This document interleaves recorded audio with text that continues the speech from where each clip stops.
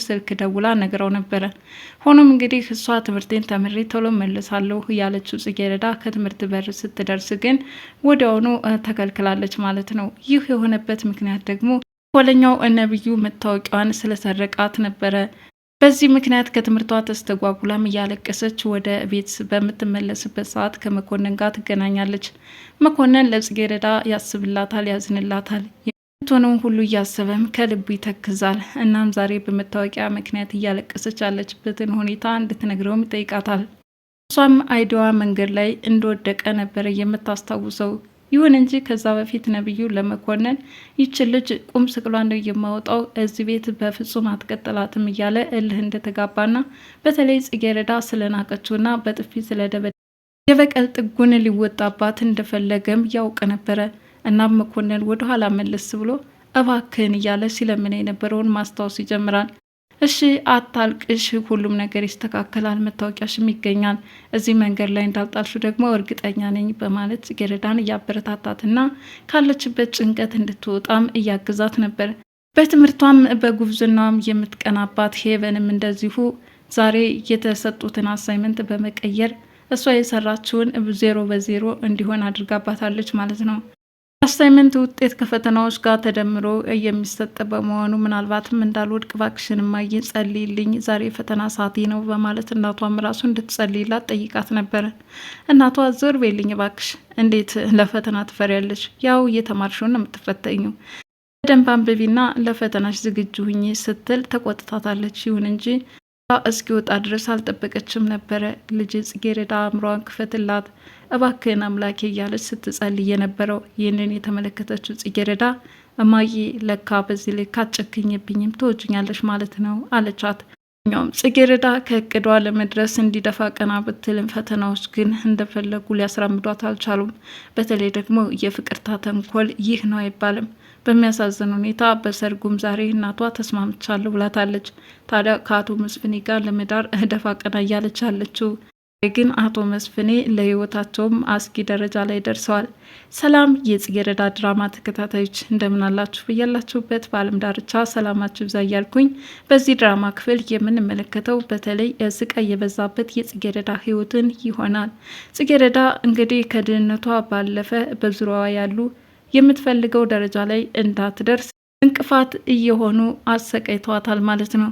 እንግዲህ በባለፈው ክፍል እንደተመለከትነው ወይዘሮ ፍቅርተ ልጅሽ አርግዛልሻለች፣ ስለዚህ ትምህርት አይገባትም፣ እሷ የሆነ ሰው ማግባት አለባት፣ ደግሞም ያመጣውላት ሰውዬ በጣም ሀብታምና አንቱ የተባለ ነው፣ ውጭ ሀገር ቦታዎችን በቀን 3 ጊዜ እንደ ፒያሳ የሚያጠቀጥቅ ነው፣ የሚገርምሽ ነገር እያለችም ጽጌረዳ እናትን ስትደልላት ነበር። የጽጌረዳ እናት በጉዳዩ ባልተስማማም ነገር ግን እዚህ ላይ አርግዛልሻለች፣ ነገሩ ከመበላሸቱ በፊት እኛ መቅደም አለብንን፣ እኔ ደግሞ ያመጣውላት ሰው በቅንጦት የምትኖር ሀብታም ነው በማለት ይህም ሁሉ ስላባበለቻት በነገሩ ፈቃደኛ ሆናለች ማለት ነው። ጽጌረዳ ግን ስለዚህ ነገር የምታውቀው ነገር አንዳችም ነገር የለም።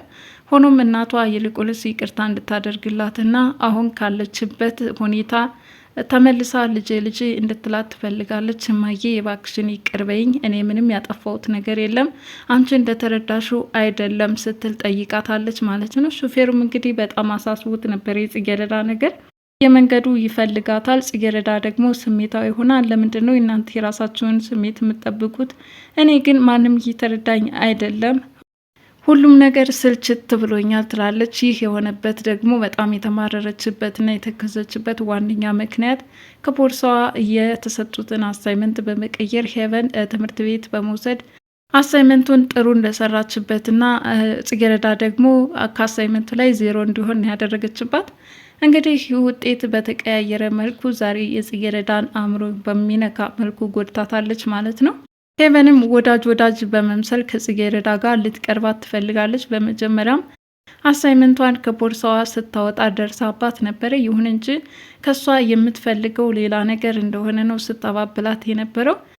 እንደምንም ደብቃ ወስዳ ለነብዩ ነው የሰጠችው። ነብዩ በጣም ተደስቷል።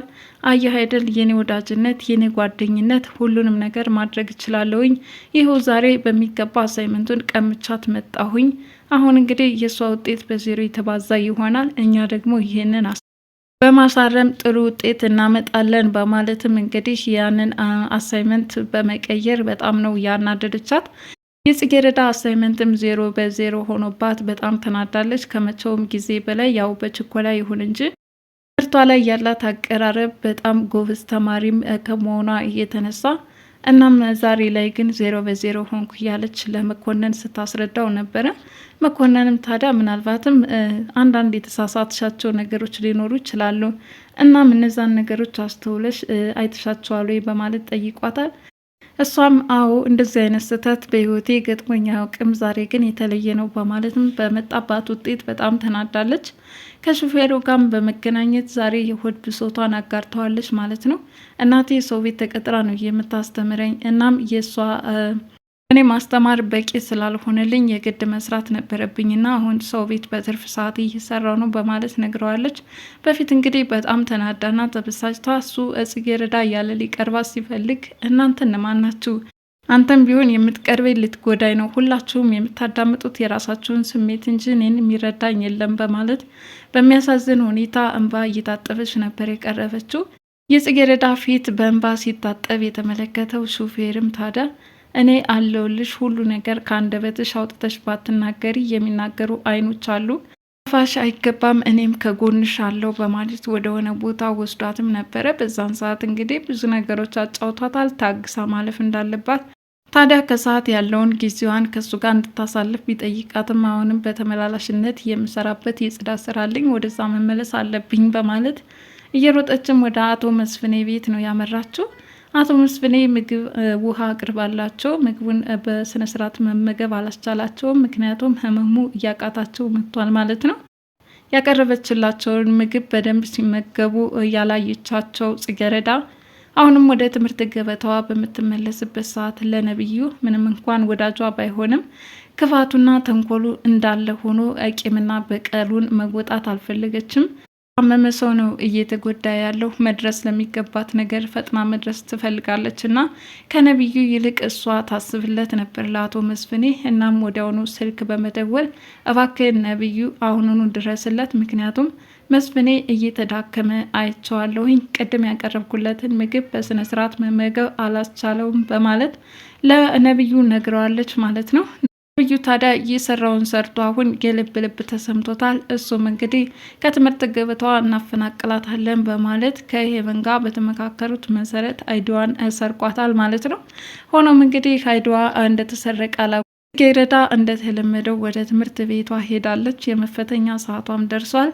ሆኖም እንግዲህ ያለ አይዲ መፈተን አይቻልም ተብላ ምናልባትም ከትምህርቷ ልትፈናቀል ትችላለች።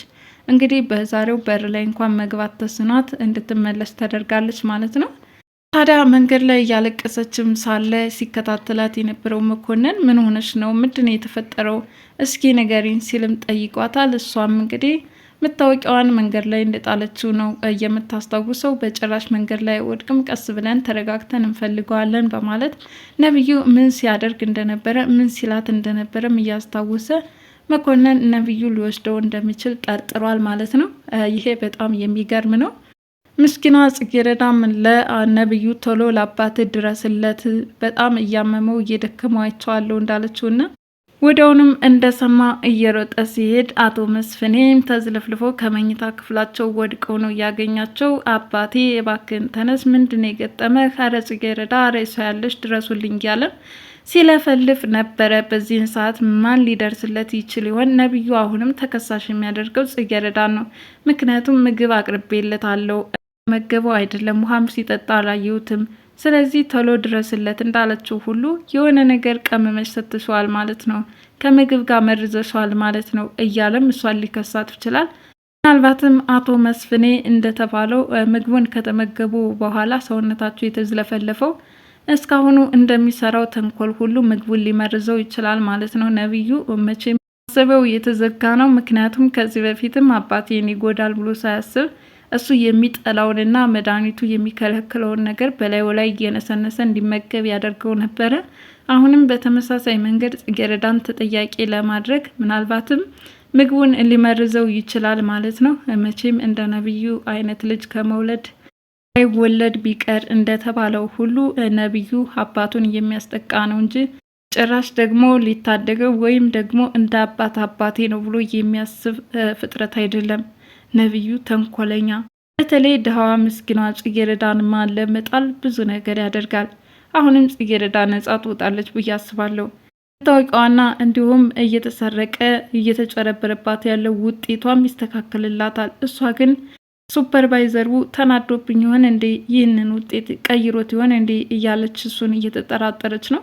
ሄቨን እስከዚህ ደረጃ ድረስ በክፋት የምትሄድባት መስሎ አልታያትም ማለት ነው። ዞሮ ዞሮ እውነታው የኋላ ኋላ የምታውቁ አይቀርም። እንግዲህ በዛሬው ክፍል እየተመለከት ነው ይህንን ይመስል ነበረ ጽጌረዳ ድራማ። እጅግ በጣም ደስ የሚል አስተማሪ ድራማ ነው። እናንተም እንደወደዳችሁት ተስፋ አደርጋለሁ። በዛሬው ክፍል ያቀረብኩላችሁን ይመስል ነበር።